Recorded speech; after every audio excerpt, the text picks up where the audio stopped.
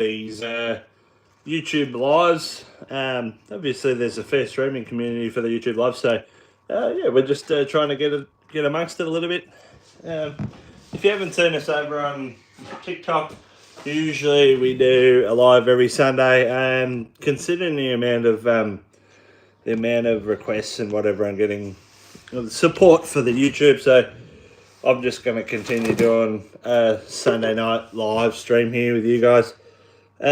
Merchandise is available. You know where to find a link. If you can't find it, Google Narang. We got hats. Hoodies are $60. Is the it's really tongue twister. It's discount code BLACK with a capital B, and then you will surely find us on. You will get the $5 discount. It is usually $65. We're going for $60. Grab yourself a hoodie. They're warm and comfortable, and very good. We pride ourselves on our quality of merchandise.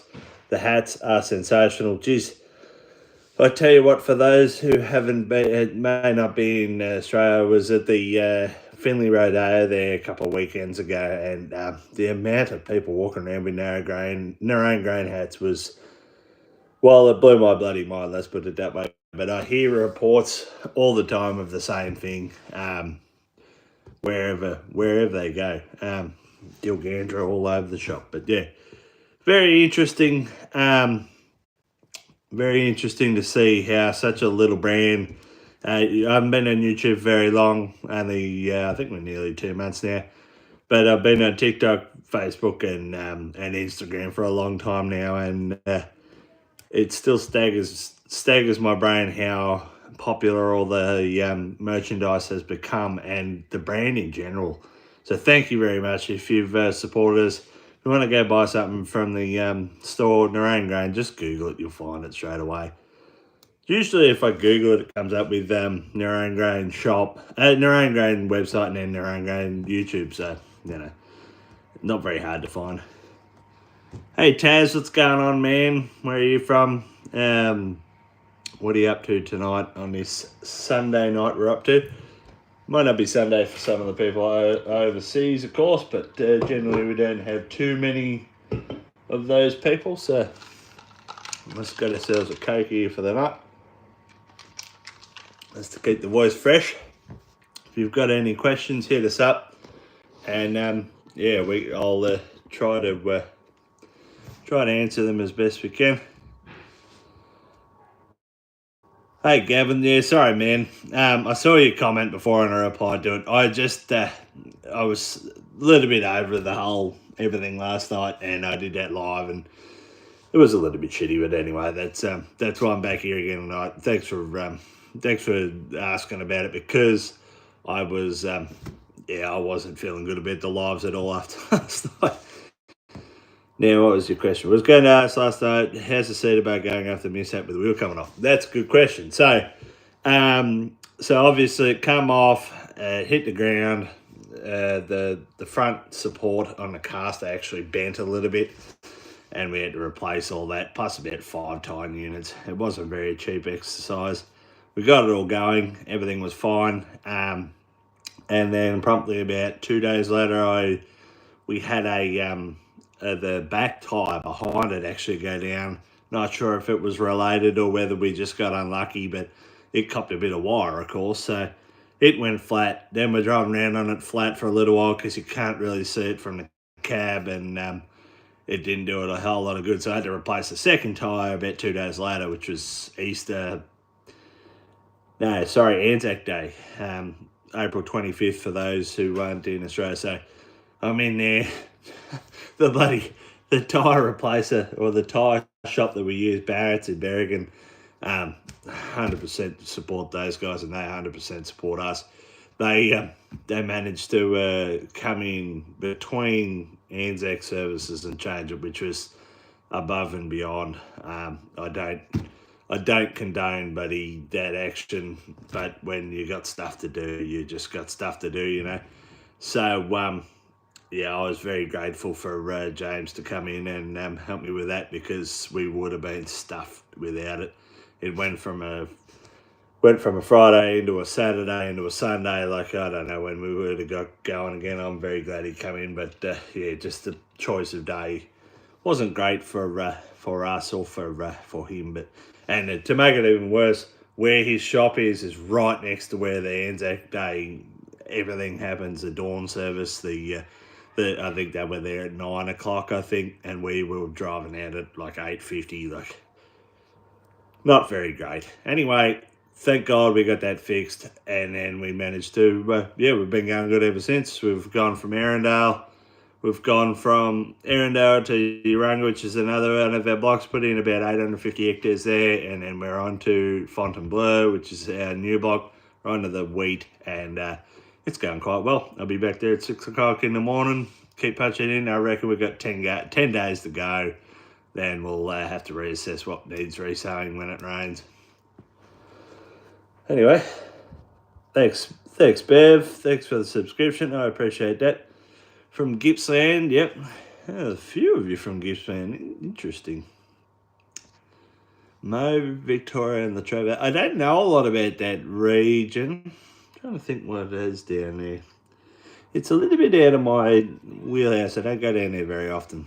Anyway, that's interesting to see. There's a couple of you from down there. Paul, case or John Deere? Great question. Look, we like the John Deere Steigers. I particularly like the John Deere Steigers. Quad tracks particularly. The wheel tractors as well. I have one 9620R John Deere, as you've seen in this latest video that I just put up. I put it up this morning, and it was in the previous laser bucking one. We had a few issues, as I alluded to on the video. It was it had been AdBlue deleted, and someone had just stuffed it up. So yeah, that was less than ideal. But we got it back up and going, and it was it's back up and going now. But yeah, Agro Eco Power, as I mentioned in the video, they are the ones who got it going. I searched high and low for someone to come and do a retune on it. There just happened to be that the New South Wales rep for Agro Eco Power was in Cobram, which is only 60 k's away. So he came out multiple times to get it going. We had a few issues. Now it's working fine, which is great. Continuing on with the case and John Deere, I'll just say, g'day Woody, how you going? I know Nathalia very well. We cut a lot of grain into, we cut a lot of grain into Rex James in Nathalia, so we know Nathalia very, very well. Tell me if that goes again there, Gavin, because I'm not sure. I might, hold on.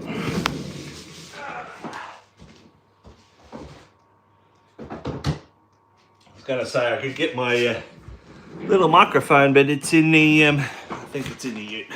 Tell me if it comes and goes again. Can you please, Gavin? Cass versus John Deere. Look, the Magnums have been a little bit disappointing lately, but we've still got them. The 8R John Deeres are just that expensive, and the Fence as well, just that expensive. I prefer, we just keep going with the Magnums, even though they're probably not the best.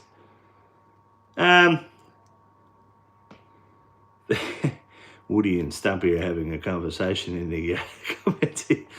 That's a bit funny. Going into headers, look, I really like the new AF9 and AF10s that are coming out, and AF11s that are coming out from Case, but at the moment I really, really like the X9s from John Deere. I've got one at the moment. I've got a couple of cases, and I think they might get replaced with another X9 very soon. Anyway, we'll more on that coming up soon. South Africa, is there any machines or technology that you need on your farm that has not been made or produced? That's a great question. Look, not really. Look, we were crying out for a good header recently, just bleeding on from the X9 debate. We were really looking for a high capacity header there for a long time, and it's now come out a lot higher capacity header, I should say. In terms of something new, look, I'm not sure. Um, I think there's certainly more room in the tillage, even though there's so much tillage stuff on the market. I think there is a room for something really rugged and, but also sort of refined and unblockable in the tillage game in Australia. So I like that Salford that we had, or Salford, however you want to say it. It was, it's been really, really handy. Hold on a second. Sorry about that. Let's just make sure that little thing on the back of my phone was charging. It's better.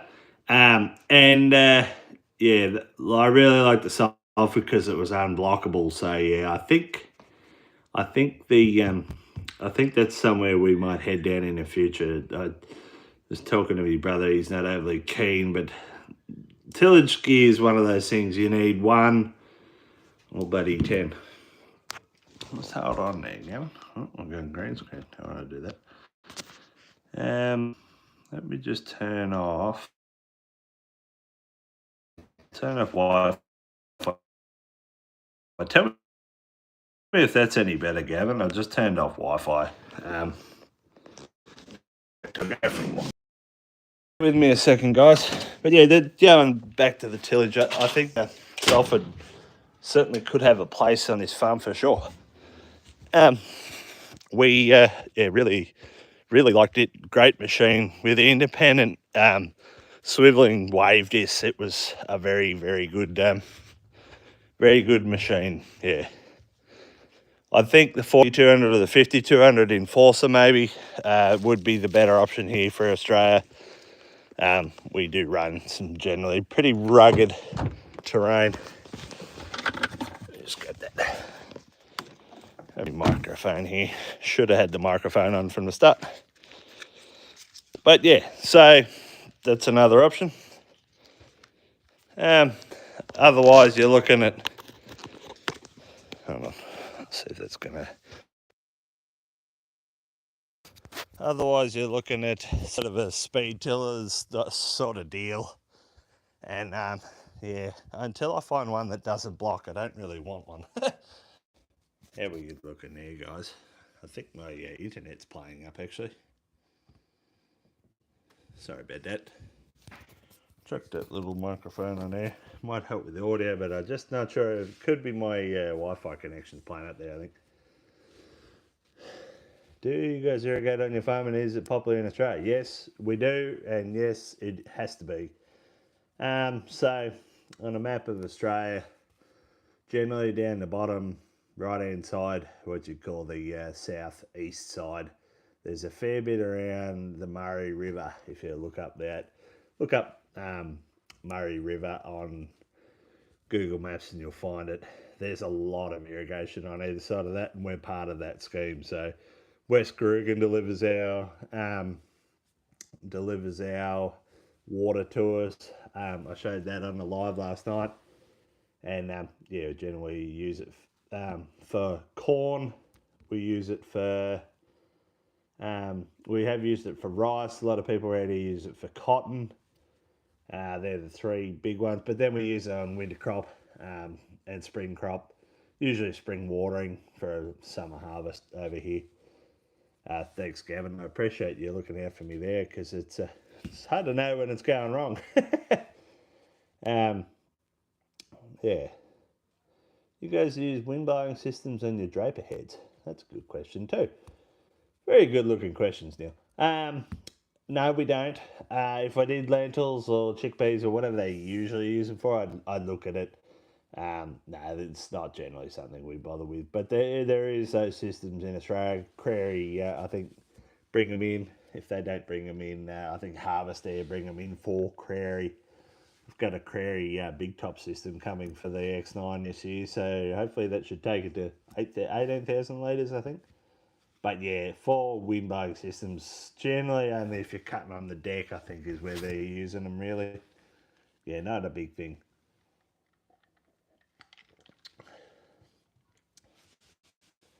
Where are you from, Neil? What country are you from? You sound like you might be might be from overseas. I'm very excited when I get people who are watching this from overseas because it's a little bit rare. Still very dry around the farm here. We're irrigated out of the farm. We don't grow any crops, just a bit of pasture. The animals we're just not big enough for that. But yeah, it's been dry. Yeah, it's been real dry here. Too woody. I know. Well, we know what Nathalia's like. We've been going through there fairly often, going out towards Kumboona lately. So yeah, big dairy out of Kumboona we've been delivering grain to. And yeah, it's certainly dry everywhere over here at the moment. How much percentage wise of your land do you irrigate for Australian? So you get all the bloody good questions there. I think I'd have to figure it out. I think it's about 1,500 to 2,000 hectares of irrigated stuff, and probably about 5,000 of dryland stuff. So what's that? A little less than 30%, probably 25 to 30%, somewhere there. And we're always expanding. If you watch that last video I put up this morning, I was discussing more irrigation stuff and more irrigation development and possibly another lateral.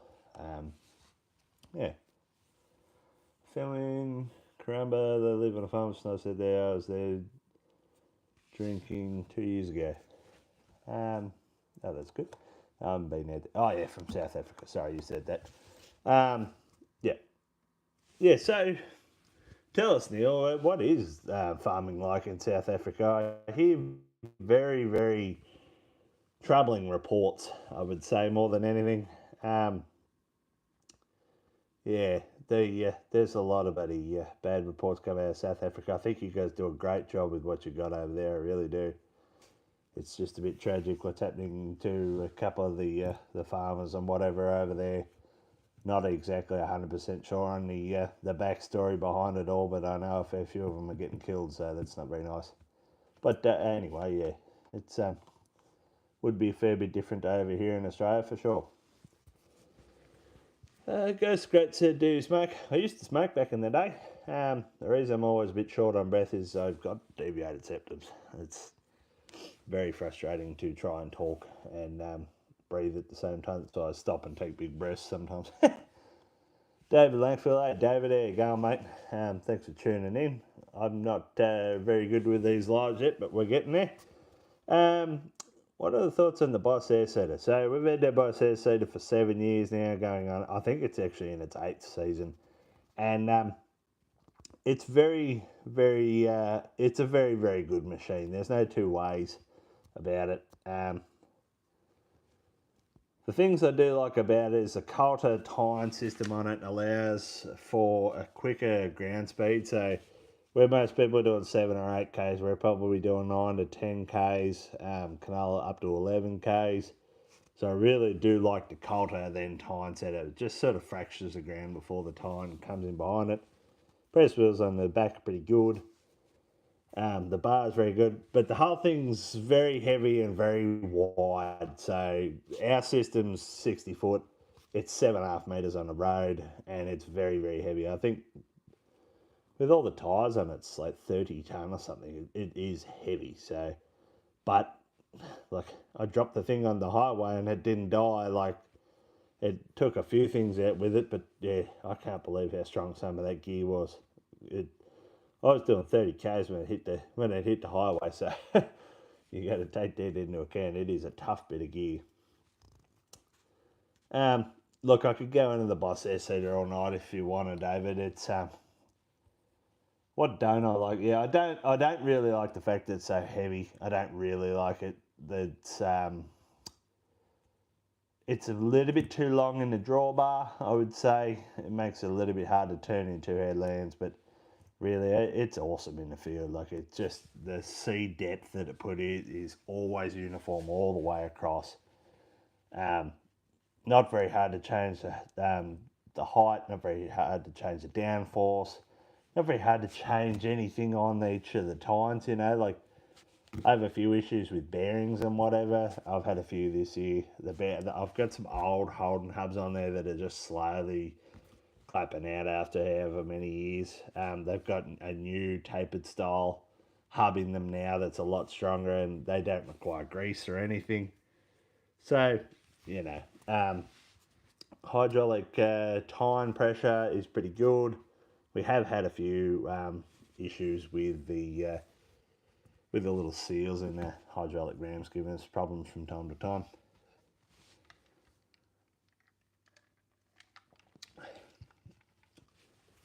What's your permanent water rate allocation? How much of that is bore water versus town? I couldn't actually tell you, to be honest with you, Woody. My brother would know that. How much we actually get per year. It's something, I don't butcher this, it's somewhere between 2,000 and 4,000 megs per year. Yeah, I couldn't tell you. Bore water versus channel, it's all channel, no bore. No bore at all. You guys rely on the grid for all of your electricity? Yes. Yes, we do. We don't have any solar or anything else. It's all just comes off the grid. Something we should be looking into is changing over to something solar, just to try and keep everything, keep costs down or whatever. We're talking about the South Australian farms again. Yes, it's bad. It could always be worse. We're good to making plans to move on and be better prepared for the future. It's just a lot of money on security. Then you still need to farm. Yeah, man, I can't even comprehend it. It seems like such an out there thing to us coming from Australia. It's it's very very peaceful over here. You don't realise how good we've got it. I don't think. And I hats off to you guys for doing such a good job on such adverse circumstances. I see a lot of the South African, I should say, not South Australia, South African seeding and that on TikTok, and my hat goes off to you guys. You're doing a great job, and I think you're doing a great job agriculturally as well. You're not getting left behind like some of these other countries. You're still keeping up with it all, which is pretty good, I reckon.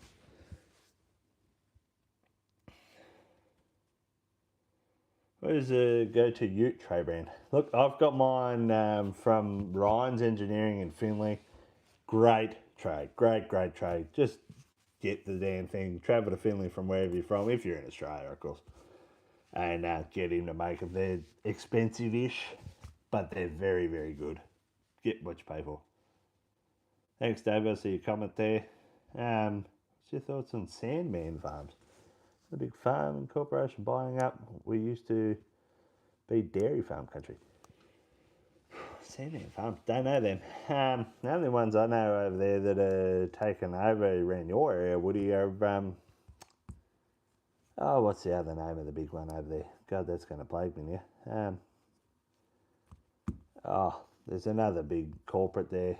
I don't know if it's a corporate there next to the tomato farmers, I think, something along those lines. There's a hydroponics tomato set up around your Merca there. They're right next to them. You're probably able to tell me, Woody. You do any header contracting, ever done the numbers? Nah, we generally just focus on our own stuff. And also, Sandman Farms brought the place next door to where I live, and they're being turned into almonds, I believe. Yeah, okay, yep. No, there's plenty of that going on, Woody. Don't worry about that. There's plenty. Lawson's are probably our biggest corporate next to us. They got land. Urana, Rand, Forbes, Western Australia. I think they're up in the Queensland. They're everywhere, and they've got a fair bit of land around us now, but they've got a bit over near Walbundry as well. Yeah. So, yeah. What's the biggest pivot number of towers? We've only got 2 pivots, and it's got on 7 different hydrants there. You'll see in that last video I did. I think they're only 5 spanners. They're not very big. They only cover 24 hectares, I think, per circle, but then you line them up over 7, so 7 times 24. There's a fair few there. A fair few hectares, but you got to drag it from one side to the other. Not a big fan of them. They were inherited with a piece of land that we bought and they hadn't been run since the 90s. Anyway, we resurrected them and got them going. But yeah, the pivots are okay. They do a good job. They've been watering up the canolas you saw. They are TNL pivots is what they are. Menace. Yeah. We have alarms on everything. It could be still on pivots, pumps, houses. It differs from farm to farm, but it's mostly the same. The pivot motors are enclosed and still covers. Yeah, shit. Like there's nothing like that out here, deal. It's yeah, we're in a pretty safe sort of a spot here. I shouldn't say that out loud, but yeah, we have generally not too bad. Yeah, that is crazy. How bloody desperate are these people to steal stuff? Jesus, you know, you hear it a little bit around here. You know, stuff getting stolen, but it's a pretty safe area. Yeah, that's. But yeah, other places around here not quite that safe. But yeah, that's pretty hard. You get a gun, you can get everything up without a rain. um, no, probably not, Broden. Yeah, it's look. We've got the canola up. If you've seen that last video I did, I think it's going to be touch and go for a lot of it. It's surprising. I've got barley up. I've got canola up here. Just bits and pieces everywhere. I reckon we'll get something. I wish there was something else on the on the forecast, but there's just nothing. So anyway, just deal with it as it comes, I guess. What about you guys over there, Braden? You'd be looking pretty alright, wouldn't you? You'd be able to get most of it up on what you got, or is it still pretty dry? There's a few people around Wagga talking about getting a rain or a bigger rain that last rain event that went through. Is that correct?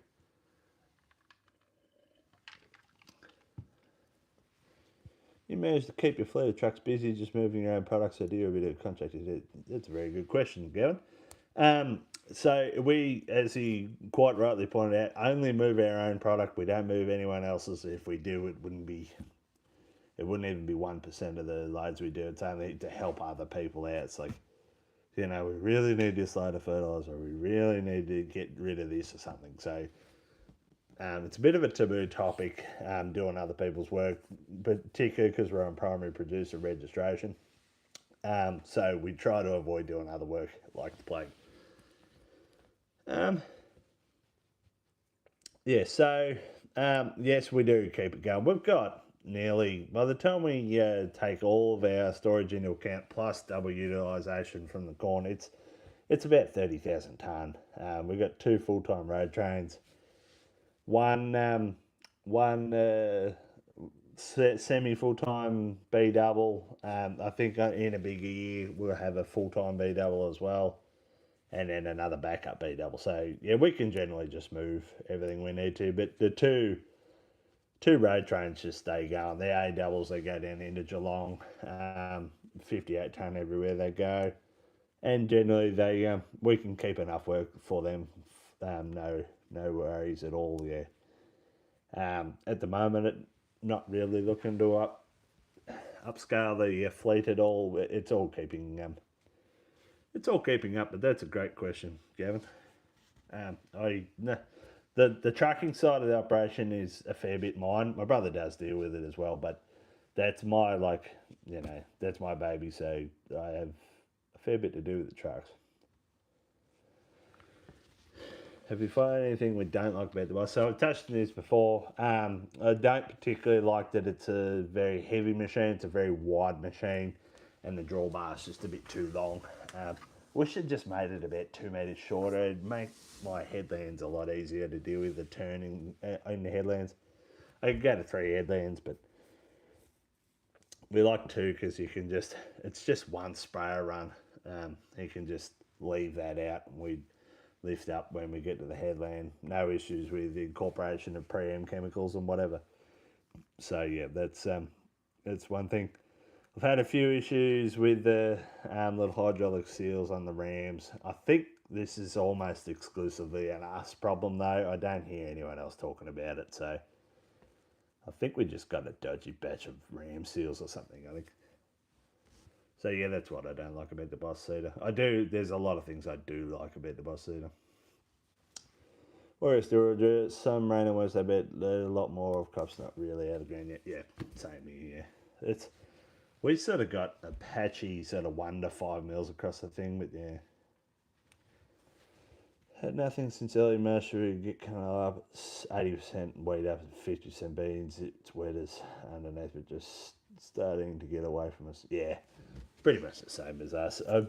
We've gone down deep trying to chase moisture in wheat, and yeah, it might work. I reckon we'll get 50% of it up on what we're sowing, but yeah.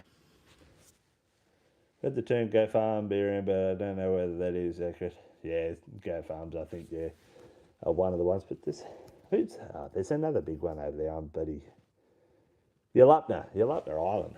There, Yalupna Pastoral, a big corporate over there.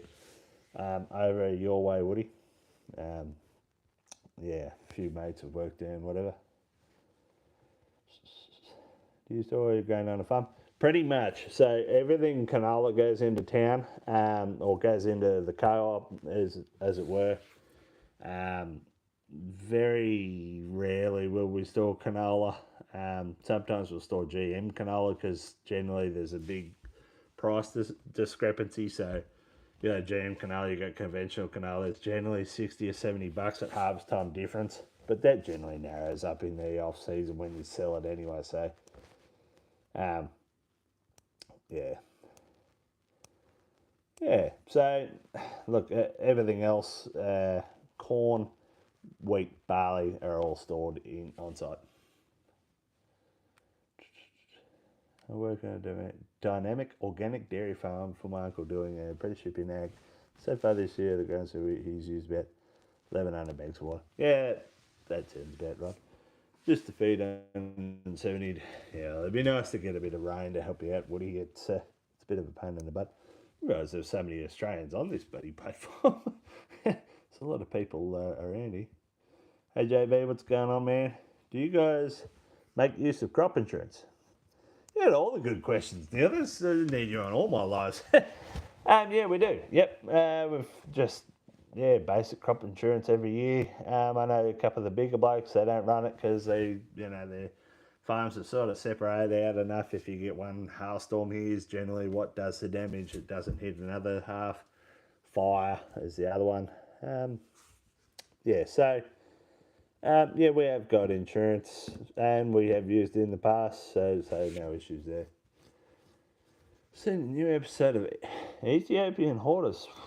Not since the last time I went to Melbourne and Sydney. Yeah, anyway. Alright guys, I've been enjoying this live. Thanks for tuning in. We're gonna, if you got any more questions, shoot them in. I might give it another, sometime now, 8, 9, 8. I might jump on the TikTok and do a live at 8:30. So you got 10 more minutes. Are you a big supporter of crop dusting, or do you prefer good old fashioned Dutch oven with the missus?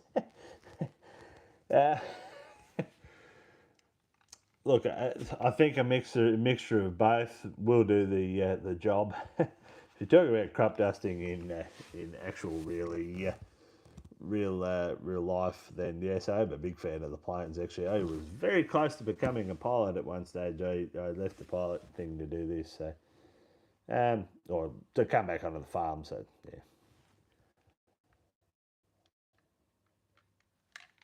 Is Foster's a good beer? God, that is a topical question. So my brother absolutely loves Foster's for no particular reason. It's terrible here in Australia. It is absolute junk, but my brother just froths it. It's a good question.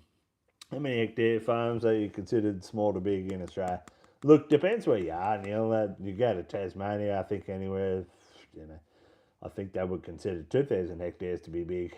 I could be wrong. Um, yeah, look, it really depends where you are. Everyone hears how many hectares we go. They go, oh, that's so many hectares, and then I look at 4 of my neighbours and go, oh, they got more than me. Like, yeah, it's relative. In this area, I would say the average size is probably, look, I'm going to butcher this. It used to be like 4 or 5 thousand acres, but now it's maybe 7,500 acres, I suppose. Yeah. What's the best Aussie beer? What are these bad boys?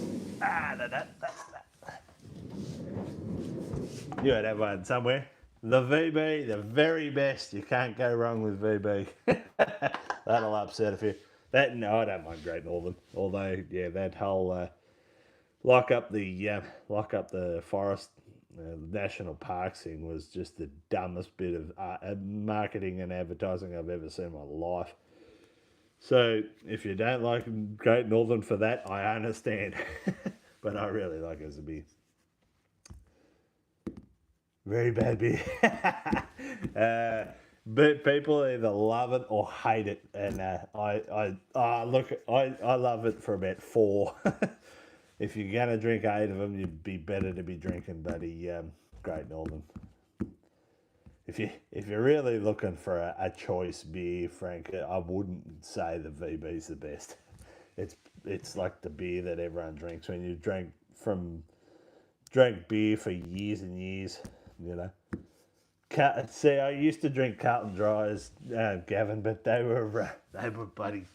They'd make me wake up in the middle of the night. There's too many preservatives in them. Someone told me. Look, yeah, I don't mind them. I will drink them, but yeah, I just don't buy a slab of them. Guys, how far are we guys from that? So we're about 8 k's away from a little town called Oaklands. And then bigger towns, 1,000 people, sort of only 25 k's away, 35 k's away, I suppose. And then if you go to a larger centre like Albury, Wodonga, that's probably, I think they're well up over 100,000 now. So it's a big enough centre between the two towns there, yeah. It goes just as good as all the farmers seem to like them a little bit too much. Look, yeah, there's a lot of goats farmed out towards the west of New South Wales. A lot of stolen and sold. It's a bit of a money-making scheme out there. Goats, not such a great thing here at where you're from. 50 after being chewed. Sorry, I'm not 100% sure what you're asking me there, Daryl. So it's a 620 horsepower John Deere, and they supposed to tune it to. He said it should have 50 more horsepower. Okay, put the stick forward, and went, oh yeah, it's got more power. That's all I know. I have no idea if it was making 620 horsepower to begin with, but it feels good. There's a lot more power now. It's good. You can just tell the bloody turbo kicks in a lot quicker. How are we getting on with son? So yeah, we're getting to the pointier end of the season. I reckon I've got 10 days to go, and then all the wheat will be in. I think I figured out it was like 1,500 hectares to go. The wheat's, we're only doing, what are we doing? 250, 260 hectares a day. So we're going to smash through it pretty quick. A few seed changes, a few variety changes. I got a little bit of canola and a little bit of barley to chuck in still, just due to paddocks and irrigation and whatever. So that's how the sale's going so far. Hey, I love the vids. I learn a lot. I'm a young bloke, think about it, ag uni, but no. Sure, did you go? Alex, where are you from, Alex? So there's that many Dowlings in Yarrawonga. You're one of those. There's a lot of Dowlings. I get a lot of Dowlings following me too. Sorry. So ag uni. I did a correspondence course. I did agriculture, advanced diploma of agriculture. I did advanced diploma of ag business. So the two I did. They were handy. They were helpful. Good to learn about gross margins and budgeting and all this other stuff you really need to know if you're going to become a farmer. So look, if I was going to say yes, go and do something. If you're going to be a farm manager or own your own farm, you needed to have something under your belt. If you're not going to be a farm manager, you need to pick what you want to do. I'm not a massive fan of universities. I'm not a massive fan of spending 3 or 4 years of your life just going to uni for the sake of going to uni, because the return on what you get, I don't know. Particularly in agriculture, you learn a lot on the job. It's only the little management, not even management, it's not people management, it's just like book management. Yeah, you need to go to uni or do some sort of course for that. Do people make use of Starlink for the internet in the area? Yes, they do. Yeah. This Wi-Fi is brought to you by Starlink. I have Starlink on the house, and I know that Broden Holland that was in here before, if he's still here, he's got it on a couple of his machines. And I just heard the other day someone was steering their seeding tractor off a Starlink.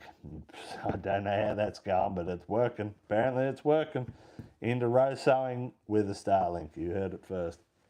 That's crazy. It's worth tuning down bad experience. Look, this is the first time I've ever tuned you. Um, I was against the idea, but I needed to get this one going again. So, look, I'm not sure. I know a bit about tuning cars, and it's not as easy as everyone sort of makes it out to be. Like, yeah, you chuck more fuel in, you chuck more air in, you can make more power. Where that power's still got to go through the same engine.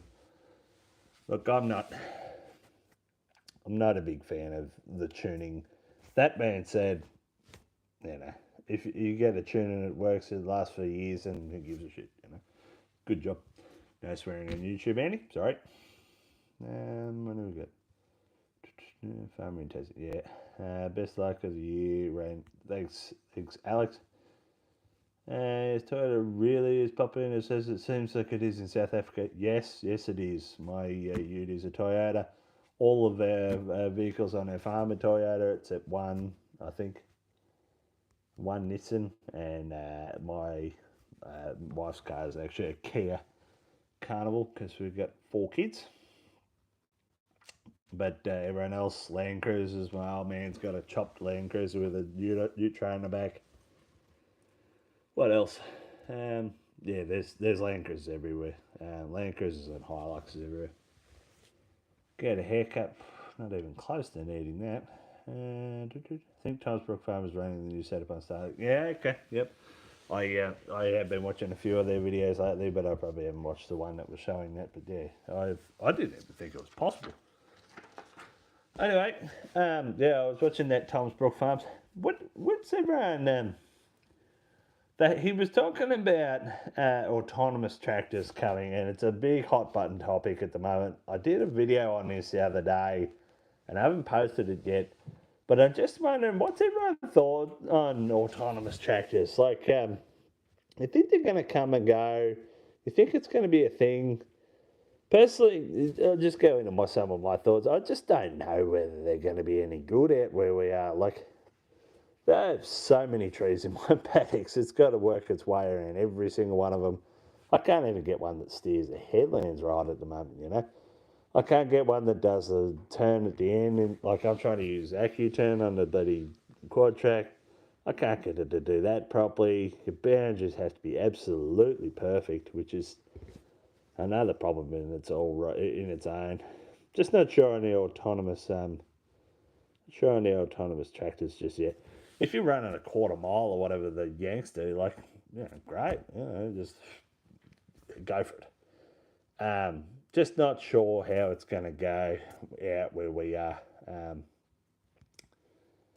It's sort of, there's a fair few things. You've got to have good mapping, you've got to have good lines, that's the easy part, right? I can do that, I can figure that bit out.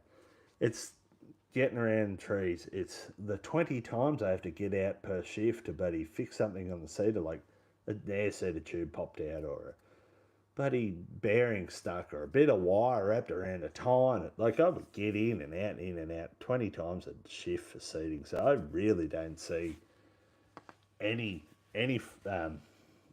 I think you would be like, oh, it's like, oh, it'll just stop and then you come down the paddock. I might as well sit there and be done with it. Like, what's the point? If you're doing a basic, dry tillage past something with no trees in the paddock, then yeah, it's going to be great. I see you talk about spraying. Even spraying, like, I think the little sprayers, they got some utility, but who's going to fill the damn thing up? Does it fill itself up? Does these swarm bot ones fill themselves up? Because if they don't, I'd be sitting at the buddy truck filling it up anyway. I might as well just run a buddy 120-foot boom and be done with it. You know? It's like, oh, well, you go from site to site or you go from paddock to paddock. Well, you got to move all these little swarm bots. Like, I don't get it. I just don't think it's even going to be. I think it's going to be like electric cars, good in in theory, but just in practicality, it's pretty shit. I don't know, I'm getting lost in the comments here. Yeah, I did a video on this. I might post it as just like an offside, an opinion piece. My opinion's my opinion, but I'm just not sure on the whole thing. I think if I was going to put a title on it, it would be something along the lines of autonomous tractors are here, but they're still miles away at the same time. You know what I mean? Like, we're a long way from having them on this farm. I'll give you that tip. And we're pretty tech savvy, so yeah. Thing that is good enough to be many things can go wrong. Yeah, I think so too. With full-time techs look after them. The driver's the full-time tech. You know what I mean? Like, it's if you've got to have a bloke there nursing it every second of every day, you might as well stick a driver in it and be done with it, because they can do 100 other things that thing can't do. Like, if it's stopping every 10 seconds for whatever reason, not sure.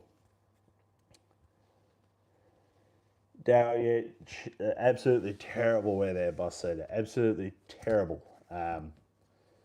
I have not been able to enter row with it ever. I just give up on it. That is one bad side of the boss. I forget about that. It's the quarter wheel goes into the old row, and then it just pulls it into the old row, and that's it. Good morning, Sir. It's June. Yes, that's a little bit weird. Anyway, guys, I'm going to go into a TikTok live. This YouTube live's been really great. We might make it a weekly thing, eh? What's the, say, 8 o'clock every Sunday, if you want to come on. I'm going to do a live on YouTube for the foreseeable future. Thanks for all the questions, guys. This is a lot better than the one I did last night. I appreciate your comments and questions. If you have any suggestions for live, let us know. I might do one from the Cedar. I'm on an early morning shift on the Cedar, so it's a little bit hard to get people there and watching. I haven't even bothered yet. I'd love to do one from the Cedar though, so if you're interested, hit me up. Chuck it in the comments. Anyway, thanks very much, guys. Appreciate it, and we will see you all next time.